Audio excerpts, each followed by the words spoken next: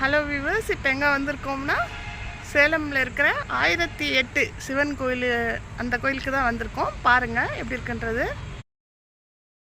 இந்த கோவில் Salem bus ஸ்டாண்டிலிருந்து 15 kilometre தொலைவில் உள்ளது.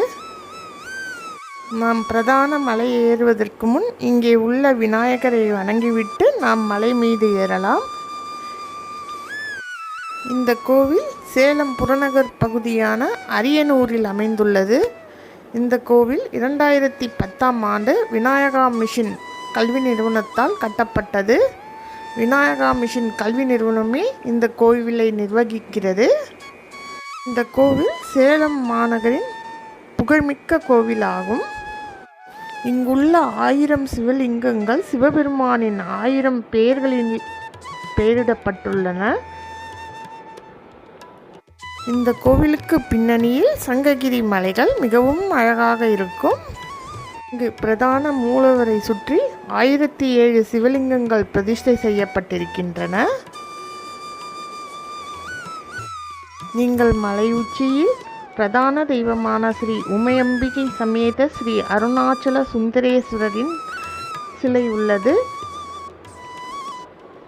இந்த கோவில் ஏறுவதற்கு அவ்வளவு ஒன்றும் கடினமாக இல்லை, எளிமையாகவே இருந்தது. இந்த கோவிலில் ஆஞ்சநேயருக்கு தனி சன்னதி உள்ளது, பெருமாளுக்கும் இங்கு தனி சன்னதி உள்ளது. பட்டாபிஷேக கோலத்தில் ராமரை நம் இங்கு தரிசிக்கலாம்.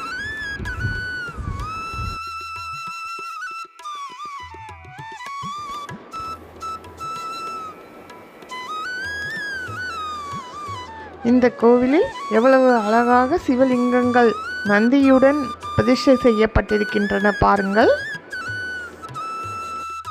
பார்ப்பதற்கு ரம்மியமாகவும் மனதிற்கு அமைதியாகவும் இருந்தது இத்திருக்கோயில். இந்த கோவில் காலை 7 மணி முதல் இரவு 7 மணி வரை திறந்திருக்கும். நீங்கள் சேலத்திற்கு வந்தால் இந்த கோவிலை கண்டிப்பாக தரிசியுங்கள். இது சேலம் மாநகரின் புகழ்மிக்க கோயில்.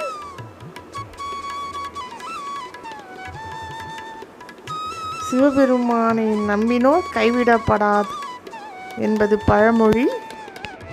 நீங்களும் வாருங்கள், சிவனை தரிசியுங்கள், உங்கள் வாழ்வு மலரட்டும்.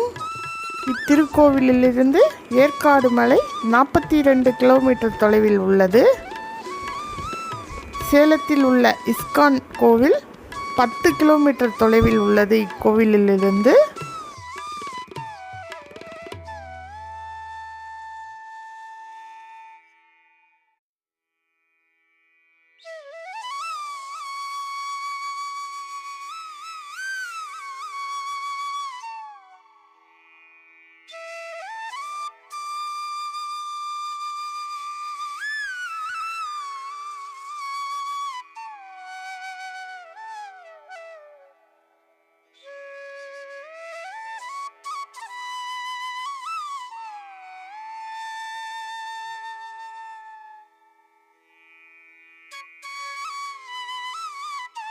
நீங்கள் மலையுச்சிக்கு நடந்தும் இயற்கையை ரசித்து கொண்டும் செல்லலாம், வாகனத்திலும் செல்லலாம்.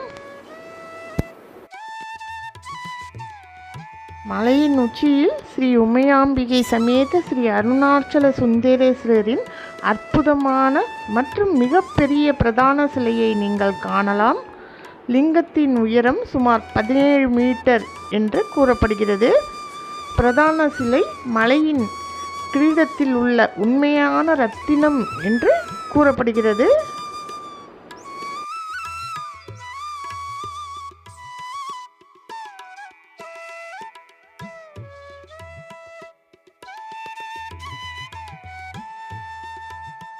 லிங்கங்களை கடந்து நாம் மேலே ஏறும்போது ஆஞ்சநேயரின் சன்னதி வருகிறது. ஆஞ்சநேயரை வணங்கிவிட்டு நாம் மேற்கொண்டு மலை ஏறலாம்.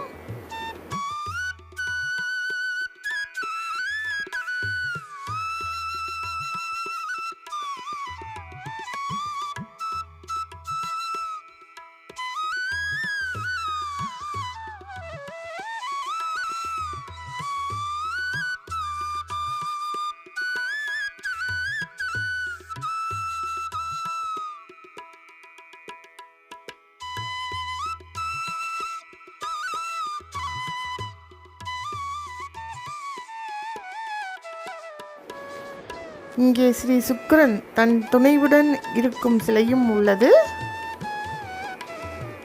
மிகவும் அற்புதமான அழகான திருக்கோவில். இங்கே ஸ்ரீ முருகனின் அறுபடை வீடுகளும் சிறு சிறு கோயிலாக கட்டப்பட்டுள்ளது. இந்த கோவிலுக்கு வந்தால் நாம் அறுபடை முருகனையும் இத்திருக்கோவிலில் தரிசிக்கலாம்.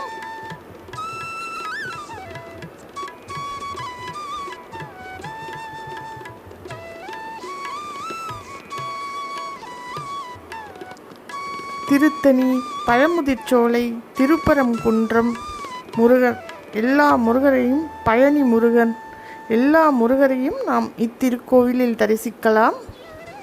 பாருங்கள் எவ்வளவு அழகாக இருக்கிறது இத்திருக்கோயில்.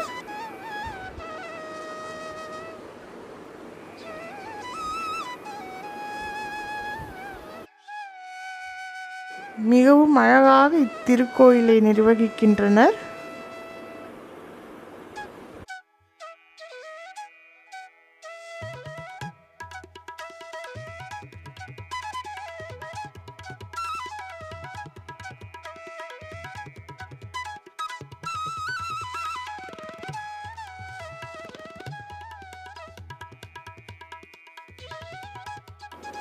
மலையின் உச்சியில் விநாயகர் சிலையும் உள்ளது.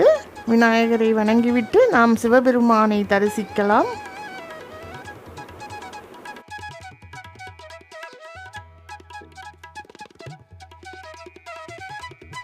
இது கோவிலின் உள்பிரகார தோற்றம்.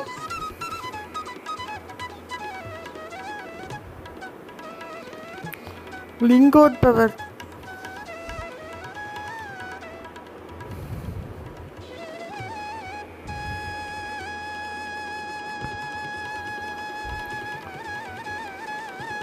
முருகன் சன்னதி. சுக்கிரன் தன் துணைவியுடன் இருக்கிறார். துலாம் ராசி அன்பர்கள் சுக்கிர பகவானை வணங்கினால் நல்லது.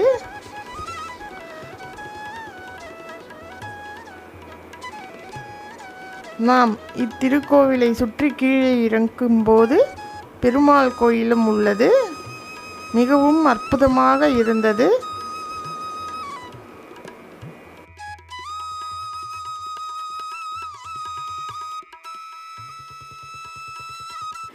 இங்கே புகைப்படம் எடுத்துக்கொள்ளலாம். இங்கே அனுமதிக்கின்றனர். கோயிலின் உள்ளே அனுமதி இல்லை.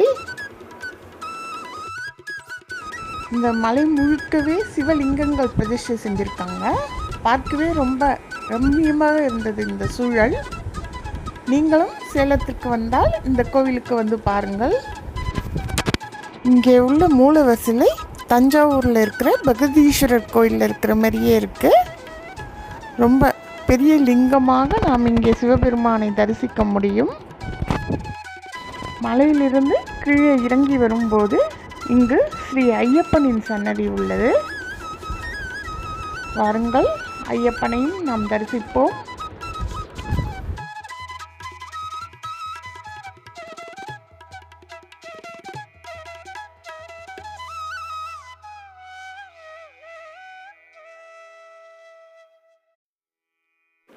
இந்த கோவில் ஸ்ரீ பட்டாபிஷேக ராமர் தனி கோவிலாகும். நாம் மலையிலிருந்து இறங்கும்போது இந்த கோவிலையும் தரிசிக்கலாம். ஸ்ரீராமரை தரிசியுங்கள்.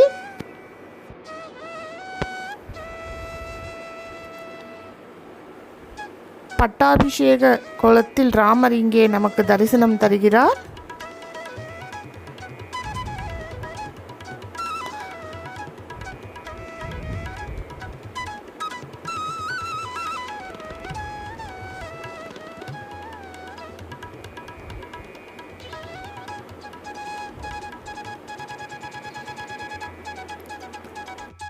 பட்டாபிஷேக ராமர் சன்னதியை சுற்றி அஷ்டலக்ஷ்மி சன்னதிகளும் உள்ளது.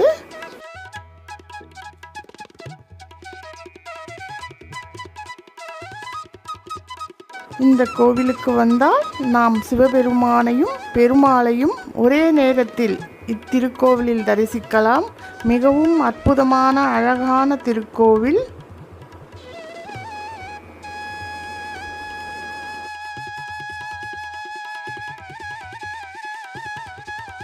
சேலம் பஸ் ஸ்டாண்டுலேருந்து இந்த கோவிலுக்கு ஆட்டோவில் போயிட்டு வரதுக்கு 800 ருபீஸ் சார்ஜ் பண்ணுறாங்க.